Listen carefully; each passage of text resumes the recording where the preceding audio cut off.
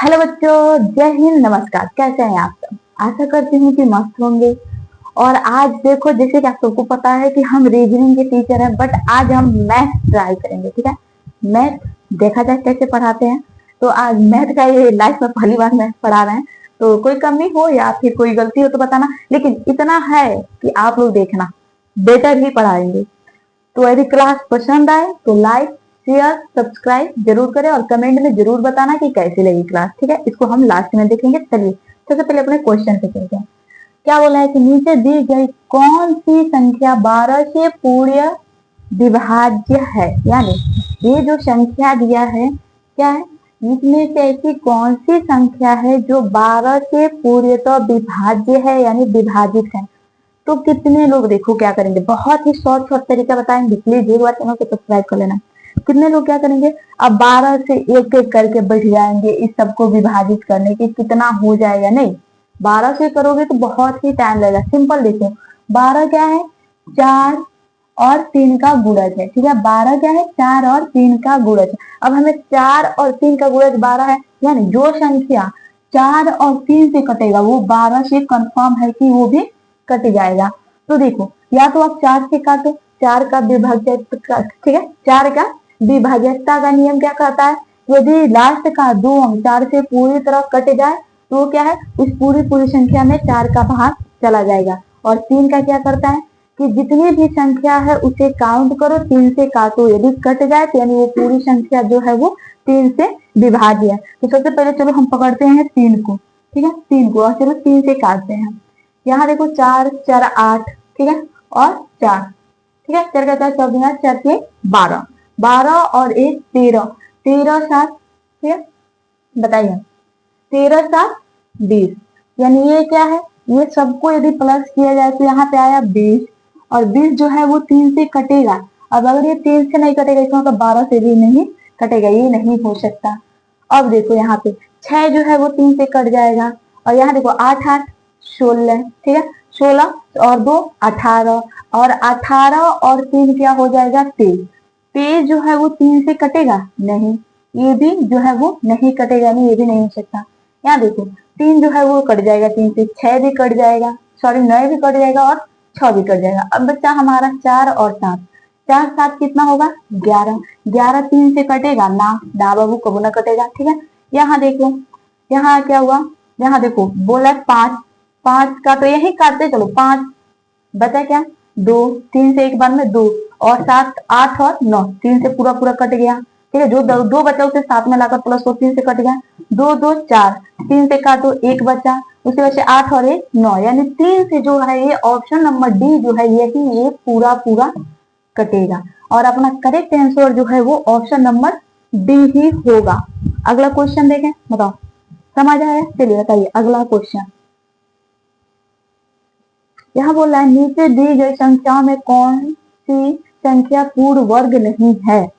अब देखो, जिस संख्या के लास्ट में, ठीक है, बहुत ही शानदार बता रहे हैं, जिस संख्या के लास्ट में 1, ठीक है, 2, ठीक है, 1 मिनट, जिन संख्या के लास्ट में, इतना जान लेना, अब इतना कंफर्म नहीं हो रहा है, 1 2 और 5 7 8, यही है, 1 2 5 7 8 है, वो संख्या क्या है, वो कभी भी जिस संख्या के अंत में यानी लास्ट में ये संख्या है 1 2 5 3, 1 2 5 7 8, ये संख्या और 3 जिस संख्या के अंत में आए वो क्या होगा, वो संख्या कभी भी पूर्ण वर्ग नहीं हो सकता। तो यहाँ देखो क्या है, 2 है, 3 है, और 5 है, 7 है, 8 है, ये संख्या जिस भी संख्या के अंक में आए, लास्ट में आए, वो संख्या कभी भी पूर्ण वर्ग नहीं हो सकती। तो यहाँ 3 आया है लास्ट में, ये कभी भी क्या है, पूर्ण वर्ग नहीं हो सकता। अगला क्वेश्चन बताओ, यार नीचे दी गई संख्याओं में से कौन सी संख्या 24 से पूरी तरह विभाज्य करने योग्य है। देखो यहाँ भी आप 24 से करने मत बैठ जाना। ठीक है, पहले देखो 24 क्या है, 8 गुने क्या करें, 8 गुने 3 करेंगे तब जाके 24 आएगा। ये 8 या 24। अब चलो, या तो आप 8 से काटो आसान पड़े तो, या फिर 3 से काटो। देखो किसमें जो है वो पूरी तरह से कौन विभाज्य हो जा रहा है, अपना राइट आंसर वही होगा। बताओ तो, देखा जाए। चलिए देखते हैं। यहाँ देखिए सबसे पहले क्या करेंगे, हम पहला चेक करेंगे। यहाँ तीनों को देखिए 3 3 से काटा जाए तो शेषफल 3 ही बचेगा, ठीक है, सब में एक एक बचेगा यानी 3। और 7 3 10 और 11 11 11 कभी भी 3 से नहीं कटेगा, ठीक है। यहाँ देखिए 10 18, ठीक है, और ये तो 3 से पूरा तरह कट जाएगा, उसे हटा दो। 10 और 18, यहाँ 2 और 8 10 18 18 3 23, 23 जो है वो नहीं कटेगा, 6 तो कट गया, उसको हटा दो, ठीक है। यहाँ देखो 3 से कट गया, 3 से कट गया, और यहाँ पे 4 और 7 11 11 5 16, 16 जो है वो 3 से नहीं करता, यानी ये भी नहीं हो सकता। अब यहाँ देखो 5 5 10 2 12 कट जाएगा, ठीक है। 5 5 10 2 12, इतना ही देखो, ये तो 12 कट गया, 3 चौके 12, 7 8 कितना हो जाएगा, 16 और 1 माइनस कर दो 15, ठीक है। 15 जो है वो भी कट जाएगा, 3 पंजे 15, यानी तीसरा ऑप्शन जो सॉरी चौथा जो है ऑप्शन नंबर डी अपना करेक्ट आंसर हो जाएगा। अगला क्वेश्चन, चलिए बताइए यहाँ क्या होगा।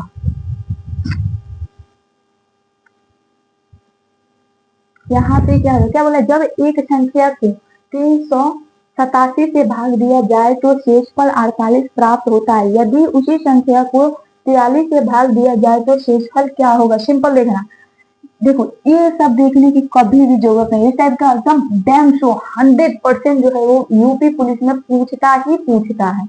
लेकिन आप लोग ये सब सॉल्यूशन सॉल्व करने मत बैठना, इसमें जब भी यार सिर्फ संख्या चेंज होगा, इस टाइप का क्वेश्चन ऐसे ही पूछता है। यहाँ आप लोग क्या करना है, यहाँ जो भी संख्या हो, ठीक है, उसमें भाग दे दो, जो संख्या दिया हो, जो शेषफल बचे उस शेषफल में जो संख्या दिया हो उसका भाग दे दो। शेषफल में जो संख्या बचा है उसका भाग दे दो, किसमें, शेषफल में। बाकी ये देखने की हमें आवश्यकता नहीं है, शेषफल में जो संख्या, ये जो शेषफल बचा इसमें जो संख्या है उसका भाग दे दो, और जो शेषफल प्राप्त है वही हमारा राइट आंसर हो जाएगा, ठीक है। यहाँ बोला है 43 से भाग दिया जाए तो शेषफल क्या होगा, यानी 48 में भी हम 43 से भाग देंगे तो शेषफल हमारा 5 बचेगा, ठीक है। ये क्वेश्चन एकदम ऐसे ही होगा, कभी गलत नहीं हो सकता। आंख बंद करके आप लोग ऐसे सॉल्व करना और आंसर लगा के आना। अगला क्वेश्चन बताइए क्या बोला, निम्नलिखित व्यंजन को सरल कीजिए। बताइए इसको क्या, निम्नलिखित व्यंजन को सरल कीजिए। 14 16, चलो इसको सॉल्व करें, किया जाए, सॉल्व किया जाए, चलिए देखते हैं। यहाँ का दिया है, देखो इसमें इस टाइप का जब भी क्या हो तो बोर्ड मास के रूल से सॉल्व करो। पहले क्या होता है, बोर्ड मास के रूल में पहले ब्रैकेट, फिर भाग, फिर गुणा, फिर जोड़, फिर माइनस, ऐसे सॉल्व होता है। चलो ऐसी तरीके से हम करते हैं, इसमें ब्रैकेट नहीं है, सबसे पहले हम भाग को देखेंगे, ठीक है। सबसे पहले भाग को देखेंगे, फिर 4 से ये कितने बार में जाएगा, 4 बार में, 4 से कितने बार में कटेगा, 4 बार में। अब हम गुणा देखेंगे, 2 2 क्या है, 2 3 6, ये 6 बीच में माइनस है ना, प्लस 1 ये उतार लो, और प्लस 14 ये है। तो देखो 14 और 4 18, 18 और 1 19, अब 19 में माइनस का 6 कर दो, 13 अपना राइट आंसर हो जाएगा, ऑप्शन नंबर डी। क्लियर। अगला क्वेश्चन बताइए, यहाँ वाला निम्नलिखित व्यंजन को सरल कीजिए, ये भी वही है। तो देखो यहाँ पे, देखो यहाँ पहले ब्रैकेट आ गया, तो सबसे पहले हम ब्रैकेट करेंगे, और ब्रैकेट में भी एक चीज याद रखना, कभी भी ऑफ दे, ठीक है, कभी भी ऑफ यदि दे तो सबसे पहले ऑफ को किया जाता है, ठीक है।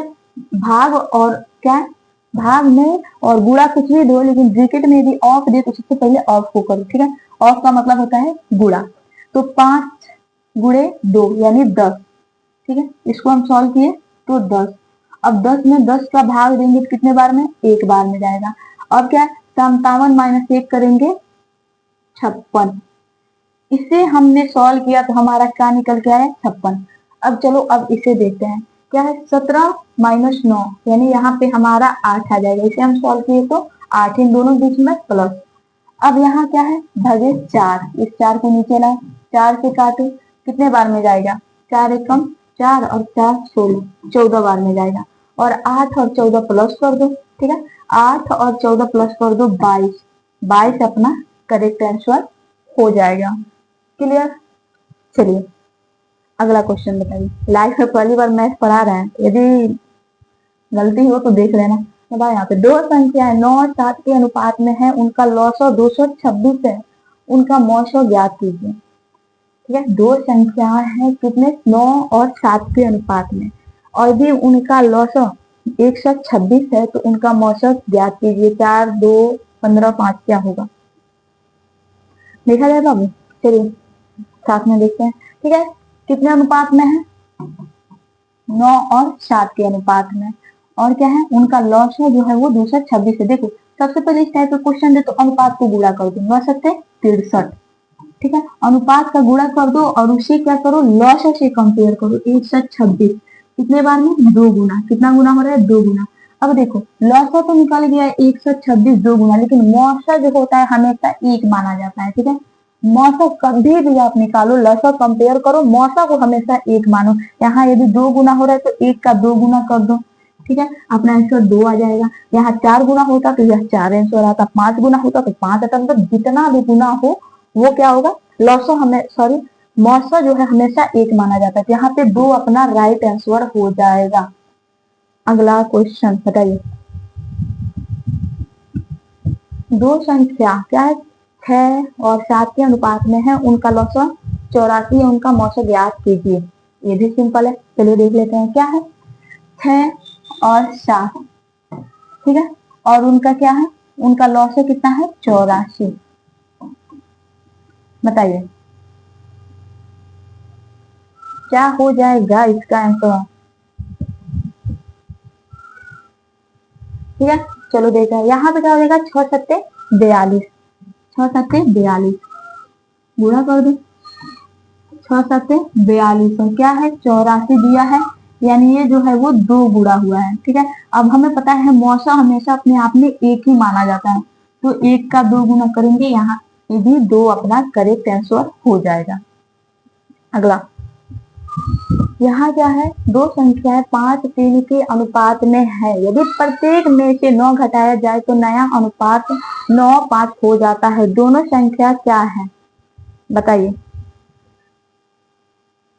दोनों संख्या क्या हो जाएगी देखा जाए। चलिए यहाँ क्या है दो संख्या है 5 और 3 के अनुपात में, और इसमें से क्या है 9 घटाया जा रहा है, और दूसरे से क्या 9 घटाने पे अनुपात ये क्या हो जा रहा है, तो 9 और 5 ये अनुपात हो जा रहा है। क्या हो जा रहा है 9 और 5 अनुपात हो जा रहा है। तो चलिए देखते हैं, यहाँ पे देखो सबसे पहले क्या होगा अंतर निकाला जाता है। तो यहाँ पे 2 का अंतर है, ठीक है, यहाँ पे 3 और 5 में 2 का अंतर है, और यहाँ पे 4 का अंतर है।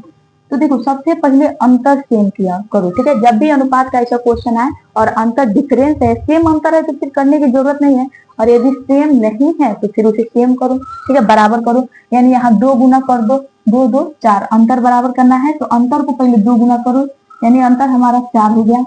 तो इसे भी हम 2 गुना कर देंगे, यानी ये 6, और इसे भी 2 गुना कर देंगे 10। हमारा नया अनुपात निकल के आ गया 6 और 10।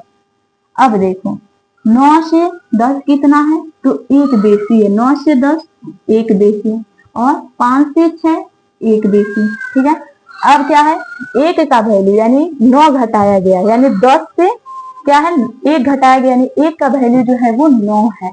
1 का वैल्यू 9 है। तो अब हमें क्या पूछा है कि दोनों संख्या क्या है, तो 9 का 9 गुना कर दो। ठीक है, 9 का 9 का 9 गुना नहीं 9 का नहीं होगा 10 का होगा। 10 का 9 गुना कर दो, क्योंकि हमें संख्या बतानी है ना, तो पुराना अनुपात 10 का 9 गुना 90, और 6 को 9 गुना कर दो तो क्या हो जाएगा 6 को 9 गुना कर दो तो यहाँ पे 54। अपना राइट आंसर जो है वो ऑप्शन नंबर बी हो जाएगा। अगला क्वेश्चन बताओ,